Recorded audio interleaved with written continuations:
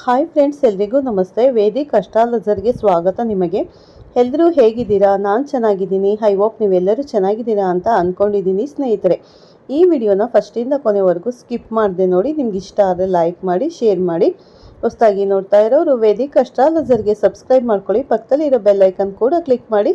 ನಾವು ಹಾಕೋ ಪ್ರತಿಯೊಂದು ವಿಡಿಯೋ ನೋಟಿಫಿಕೇಷನ್ಗೆ ಬರುತ್ತೆ, ತಕ್ಷಣ ನೋಡ್ಬೋದು. ಹಾಗೆ ಈ ವಿಡಿಯೋ ಇಷ್ಟ ಆದರೆ ಓಂ ಶ್ರೀ ಗುರು ರಾಘವೇಂದ್ರಾಯ ನಮಃ ಅಂತ ಒಂದು ಕಮೆಂಟ್ ಮಾಡೋದನ್ನು ಖಂಡಿತ ಮರಿಬೇಡಿ. ನಾನಿವಾಗ ತಿಳಿಸ್ಕೊಡ್ತಾ ಇದ್ದೀನಿ ಮಕರ ರಾಶಿ ಬಗ್ಗೆ. ಬನ್ನಿ ನೋಡೋಣ. ಮಕರ ರಾಶಿಯ ಸ್ನೇಹಿತರಿಗೆ ನಮಸ್ಕಾರ. ಮಕರ ರಾಶಿಯವರೇ, ಬ್ರಹ್ಮಾಂಡದ ಶಕ್ತಿಗಳು ಇಂದು ನಿಮಗೊಂದು ರಹಸ್ಯ ಸಂದೇಶವನ್ನು ಕಳಿಸುತ್ತಿವೆ.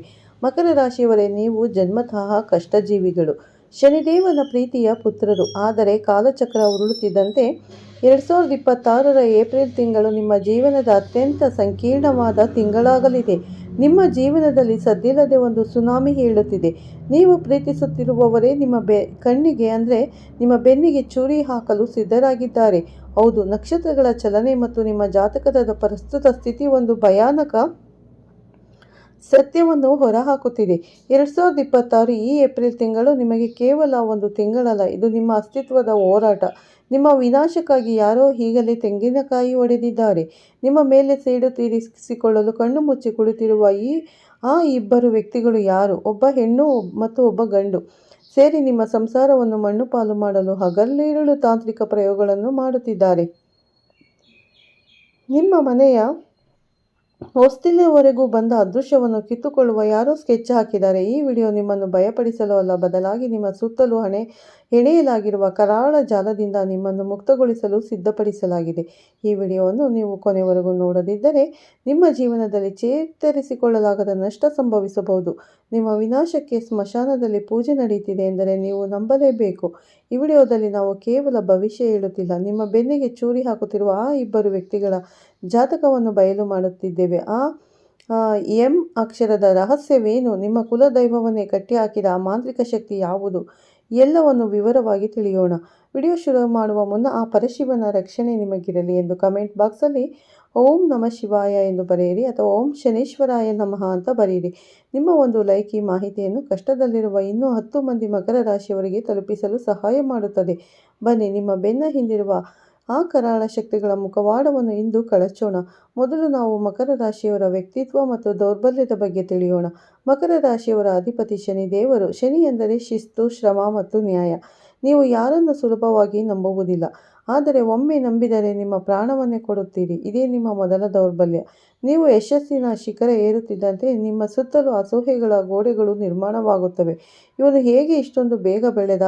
ಇವನಿಗೆ ಇಷ್ಟೊಂದು ಹಣ ಎಲ್ಲಿಂದ ಬಂತು ಎಂಬ ಮಾತುಗಳು ನಿಮ್ಮ ಬೆನ್ನ ಹಿಂದೆ ಕೇಳಿಬರುತ್ತವೆ. ನೀವು ಮುಗ್ಧವಾಗಿ ನಿಮ್ಮ ಮುಂದಿನ ಯೋಜನೆಗಳನ್ನು, ಅಂದರೆ ಉದಾಹರಣೆಗೆ ಮನೆ ಕಟ್ಟುವ ಪ್ಲಾನ್, ನಿಮ್ಮ ಸಂಸಾರದ ವಿಷಯಗಳು ಅಥವಾ ಮಗಳ ಮದುವೆ ಮುಂತಾದ ಶುಭ ಸುದ್ದಿಗಳನ್ನು ಎಲ್ಲರ ಮುಂದೆ ಹೇಳಿಕೊಳ್ಳುತ್ತೀರಿ. ಶಾಸ್ತ್ರ ಹೇಳುತ್ತದೆ, ಶುಭಂ ಗುಪ್ತಂ, ಅಂದರೆ ಶುಭ ಕಾರ್ಯಗಳು ಗುಪ್ತವಾಗಿರಬೇಕು. ಆದರೆ ನೀವು ಎಲ್ಲವನ್ನ ಹಂಚಿಕೊಂಡು ಶತ್ರುಗಳಿಗೆ ಆಯುಧ ನೀಡುತ್ತಿದ್ದೀರಿ.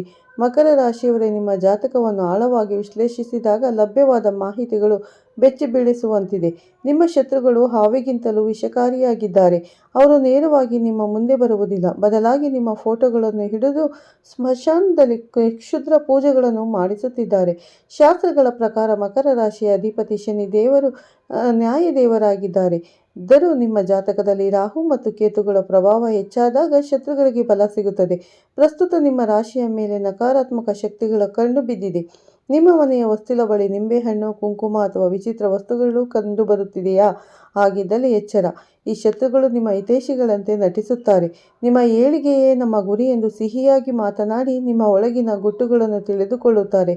ನೀವು ಅವರನ್ನು ಕುರುಡಾಗಿ ನಂಬಿ ಸಲಹೆ ಕೇಳಲು ಹೋಗುತ್ತೀರಿ, ಆದರೆ ಅವರು ನೀಡುವ ಪ್ರತಿಯೊಂದು ಸಲಹೆಯು ನಿಮ್ಮನ್ನು ಪ್ರಪಾತಕ್ಕೆ ತಳ್ಳುವ ಕುತಂತ್ರವಾಗಿರುತ್ತದೆ. ಈ ಸತ್ಯ ಕಹಿಯಾಗಿದ್ದರೂ ನೀವು ನಂಬಲೇಬೇಕು. ಈಗ ಆ ಕರಾಳ ಸತ್ಯದ ಸಮಯ. ನಿಮ್ಮ ಜಾತಕದ ಅಷ್ಟಮ ಮತ್ತು ದ್ವಾದಶ ಭಾವಗಳಲ್ಲಿ ನಕಾರಾತ್ಮಕ ಗ್ರಹಗಳ ಸಂಚಾರವಿರುವುದರಿಂದ ಶತ್ರುಗಳಿಗೆ ನಿಮ್ಮ ಮೇಲೆ ಪ್ರಭಾವ ಬೀರಲು ದಾರಿ ಸಿಕ್ಕಿದೆ. ಆ ಇಬ್ಬರು ವ್ಯಕ್ತಿಗಳು ಸಹ ಅಥವಾ ಶತ್ರುಗಳು ಯಾರು? ಅವರು ಅನ್ಯರಲ್ಲ, ನಿಮ್ಮ ಹತ್ತಿರದವರೇ. ಅವರು ಮಾಡುವ ಪ್ರಯೋಗಗಳು ಇಲ್ಲಿವೆ. ಒಂದು, ನಿಂಬೆಹಣ್ಣಿನ ತಂತ್ರ. ನಿಮ್ಮ ಮನೆಯ ಮುಂದೆ ಅಥವಾ ನೀವು ಓಡಾಡುವ ಜಾಗದಲ್ಲಿ ಮಂತ್ರಿಸಿದ ನಿಂಬೆಹಣ್ಣುಗಳನ್ನು ಎಸೆಯುತ್ತಿದ್ದಾರೆ. ಇದು ನಿಮ್ಮ ಬುದ್ಧಿಯನ್ನು ಮಂದಗೊಳಿಸುತ್ತದೆ. 2. ಸ್ಮಶಾನ ಪೂಜೆ. ನಿಮ್ಮ ಫೋಟೋ ಅಥವಾ ನಿಮ್ಮ ಬಟ್ಟೆಯ ತುಣುಕನ್ನು ಬಳಸಿ ಸ್ಮಶಾನದಲ್ಲಿ ಸ್ತಂಭನ ಪೂಜೆ ಮಾಡಿಸುತ್ತಿದ್ದಾರೆ. ಇದರಿಂದ ನೀವು ಎಷ್ಟೇ ಕಷ್ಟಪಟ್ಟರೂ ಫಲ ಸಿಗದಂತೆ ಆಗುತ್ತದೆ. 3. ನರದೃಷ್ಟಿ. ಕಲ್ಲು ಸಕ್ಕರೆಯಂತೆ ಮಾತನಾಡಿ ಕರಳು ಕೊಯ್ಯುವವರು ಇವರು. ನಿಮ್ಮ ಮನೆಯ ನೆಮ್ಮದಿಯನ್ನು ಹರಿಸಲು ಇವರು ಒಂದು ಕೆಟ್ಟ ದೃಷ್ಟಿ ಸಾಕು. ನೀವು ಶತ್ರುಗಳನ್ನು ಎಲ್ಲಿಯೋ ಹೊರಗಡೆ ಹುಡುಕುತ್ತಿದ್ದೀರಿ, ಆದರೆ ಅವರು ನಿಮ್ಮ ಪಕ್ಕದಲ್ಲೇ ಇದ್ದಾರೆ. ಕಂಕುಳಲ್ಲಿ ಮಗುವನ್ನಿಟ್ಟುಕೊಂಡು ಊರೆಲ್ಲ ಹುಡುಕಿದಂತೆ ನಿಮ್ಮ ಸ್ಥಿತಿಯಾಗಿದೆ. ಆ ಇಬ್ಬರು ವ್ಯಕ್ತಿಗಳು ನಿಮ್ಮ ರಕ್ತ ಸಂಬಂಧಿಗಳೇ ಅಥವಾ ಅತ್ಯಂತ ಆಪ್ತ ಗೆಳೆಯರೇ ಆಗಿದ್ದಾರೆ. ನಿಮ್ಮ ಶತ್ರುಗಳ ಗುರುತು ಹೀಗಿದೆ. 1. ಪುರುಷ ಶತ್ರು. ಇವನ ವಯಸ್ಸು ಸರಿಸುಮಾರು 30ರಿಂದ 45 ವರ್ಷಗಳು ಒಳಗಿದೆ. ಇವನು ನಿಮ್ಮ ಪ್ರತಿಯೊಂದು ಹೆಜ್ಜೆಯ ಮೇಲೆ ನಿಗಾ ಇಟ್ಟಿದ್ದಾನೆ. 2. ಮಹಿಳಾ ಶತ್ರು. ಇವಳ ವಯಸ್ಸು 30ರಿಂದ 40ರ ಆಸುಪಾಸು. ಇವಳ ಹೆಸರಿನ ಮೊದಲ ಅಕ್ಷರ ಎಂನಿಂದ ಆರಂಭವಾಗುವ ಸಾಧ್ಯತೆ ದಟ್ಟವಾಗಿದೆ. ಇವರು ನಿಮ್ಮ ಮನೆಯ ಅನ್ನ ತಿಂದು ನಿಮ್ಮ ಮನೆಯ ವಿನಾಶವನ್ನೇ ಬಯಸುವ ನೀಚ ಮನಸ್ಥಿತಿಯವರು. ನೀವು ಹೊಸ ಕಾರು ಕೊಂಡರೆ, ಮನೆ ಕಟ್ಟಲು ಪ್ಲಾನ್ ಮಾಡಿದರೆ ಅಥವಾ ದಂಪತಿಗಳು ನಗುನಗುತ್ತಾ ಇದ್ದರೆ ಇವರ ಹೊಟ್ಟೆಯಲ್ಲಿ ಬೆಂಕಿ ಬೀಳುತ್ತದೆ. ನಿಮ್ಮ ಕಷ್ಟ ಅವರಿಗೆ ಕಾಣುವುದಿಲ್ಲ, ಕೇವಲ ನಿಮ್ಮ ಯಶಸ್ಸು ಮಾತ್ರ ಅವರಿಗೆ ಹೊಟ್ಟೆ ಕಿಚ್ಚು ತರಿಸುತ್ತದೆ. ನಿಮ್ಮ ಮನೆಯಲ್ಲಿ ಈ ಲಕ್ಷಣಗಳು ಕಂಡುಬಂದರೆ ಎಚ್ಚರ ಇರಲಿ. ನಿಮ್ಮ ಮನೆಯಲ್ಲಿ ದರಿದ್ರ ಲಕ್ಷ್ಮಿ ತಾಂಡವವಾಡಲು ಈ ಶತ್ರುಗಳ ದೃಷ್ಟಿಯೇ ಕಾರಣ. ನಿಮ್ಮ ಮನೆಗೆ ಮಹಾಲಕ್ಷ್ಮಿ ಬರಲು ಇಷ್ಟಪಡುತ್ತಾಳೆ, ಆದರೆ ಈ ವ್ಯಕ್ತಿಗಳ ನರದೃಷ್ಟಿಯಿಂದಾಗಿ ಆಕೆ ಹೊಸ್ತಲಿಂದಲೇ ವಾಪಸ್ ಹೋಗುತ್ತಿದ್ದಾಳೆ.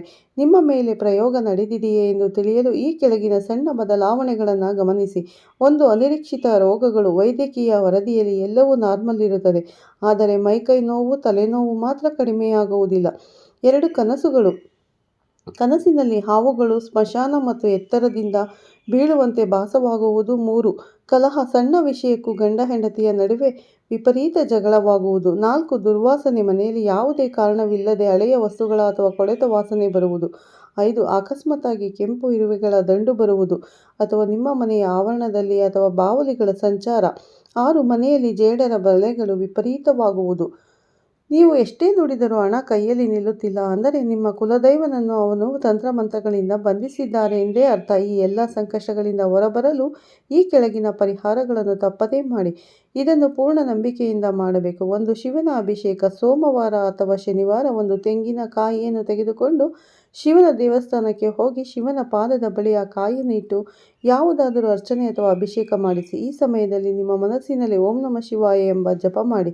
2. ರಕ್ಷಾ ಕವಚ. ಆ ತೆಂಗಿನಕಾಯಿಯನ್ನು ಮನೆಗೆ ತಂದು ಒಂದು ಕೆಂಪು ಬಟ್ಟೆಯಲ್ಲಿ ಸುತ್ತಿ ನಿಮ್ಮ ಮನೆಯ ಮುಖ್ಯ ದ್ವಾರದ ಮೇಲೆ ಕಟ್ಟಿರಿ. ಇದನ್ನು ಮಾಡುವಾಗ ಓಂ ಘೋರ ಘೋರೇಭ್ಯೋ ನಮಃ ಎಂಬ ಘೋರ ಮಂತ್ರವನ್ನು ಪಠಿಸಿ. ಇದು ನಿಮ್ಮ ಮನೆಯ ದುಷ್ಟ ಶಕ್ತಿಗಳಿಂದ ರಕ್ಷಿಸುವ ಕವಚವಾಗುತ್ತದೆ. 3. ಹನುಮಂತನ ಆರಾಧನೆ. ನಿತ್ಯವೂ ಹನುಮಾನ್ ಚಾಲಿಸ ಪಠಿಸಿ. ಹನುಮಂತನಿರುವ ಕಡೆ ಯಾವುದೇ ಕ್ಷುದ್ರ ಪೂಜೆಗಳು ಕೆಲಸ ಮಾಡುವುದಿಲ್ಲ.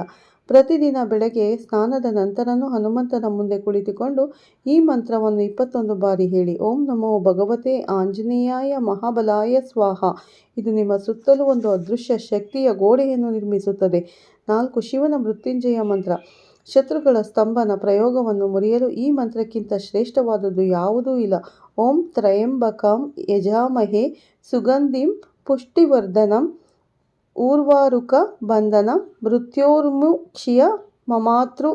5. ಉಪ್ಪಿನ ನೀರಿನ ತಂತ್ರ. ಪ್ರತಿ ಮಂಗಳವಾರ ಮತ್ತು ಶುಕ್ರವಾರ ನಿಮ್ಮ ಮನೆಯನ್ನು ಒರೆಸುವ ನೀರಿಗೆ ಸ್ವಲ್ಪ ಕಲ್ಲುಪ್ಪನ್ನು ಹಾಕಿ. ಇದು ಮನೆಯೊಳಗಿನ ವಾಮಾಚಾರದ ಪ್ರಭಾವವನ್ನು ಕಡಿಮೆ ಮಾಡುತ್ತದೆ. ಪ್ರಿಯ ಮಕರ ರಾಶಿಯವರೇ, 2026 ಈ ವರ್ಷ ನಿಮಗೆ ರಾಜಯೋಗ ತರಬೇಕಿದೆ.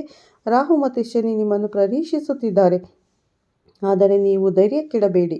ಶತ್ರುಗಳು ಎಷ್ಟೇ ಬಲಿಷ್ಠರಾಗಿದ್ದರೂ ಧರ್ಮದ ಹಾದಿಯಲ್ಲಿರುವ ನಿಮಗೆ ಜಯ ಖಚಿತ. ಆ ಎಂ ಅಕ್ಷರದ ವ್ಯಕ್ತಿಯನ್ನು ಗುರುತಿಸಿ ಅವರೊಂದಿಗೆ ಜಗಳವಾಡಬೇಡಿ, ಬದಲಾಗಿ ಅವರಿಂದ ದೂರ ಇರಿ. ನಿಮ್ಮ ಯಶಸ್ಸನ್ನು ಮೌನವಾಗಿ ಆಚರಿಸಿ. ಮಕರ ರಾಶಿಯವರೇ, ಇನ್ನು ಮುಂದೆ ನಿಮ್ಮ ಗುಟ್ಟನ್ನು ಯಾರಿಗೂ ಹೇಳಬೇಡಿ. ಬಾಣ ಬಿಟ್ಟ ಮೇಲೆ ವಾಪಸ್ ಬರುವುದಿಲ್ಲ, ಆಡಿದ ಮಾತುಗಳು ಮರಳಿ ಬರುವುದಿಲ್ಲ. ನಿಮ್ಮ ಅತಿಯಾದ ಮುಕ್ತ ಸ್ವಭಾವವೇ ನಿಮಗೆ ಶತ್ರುಗಳನ್ನು ಸೃಷ್ಟಿಸಿದೆ.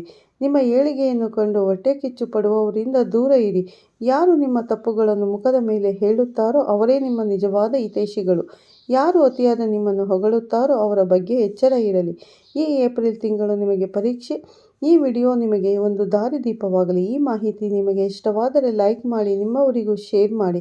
ಇಂತಹ ಮತ್ತಷ್ಟು ದೈವಿಕ ಮತ್ತು ಜ್ಯೋತಿಷ್ಯ ಮಾಹಿತಿ ನಮ್ಮ ಚಾನಲನ್ನು ಸಬ್ಸ್ಕ್ರೈಬ್ ಮಾಡಿಕೊಂಡು ಬೆಲ್ ಐಕನ್ ಒತ್ತಿ.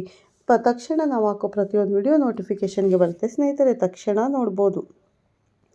ಈ ಏಪ್ರಿಲ್ ಕೊನೆಯಲ್ಲಿ ಯಾವ ರೀತಿ ಇದೆ ಫಲ, ನಿಮ್ಮ ಫಲ ಅಂದರೆ ಮಕರ ರಾಶಿಯ ಫಲ ಅನ್ನೋದು ಸಂಪೂರ್ಣ ಮಾಹಿತಿನ ಶೇರ್ ಮಾಡಿದ್ದೀನಿ.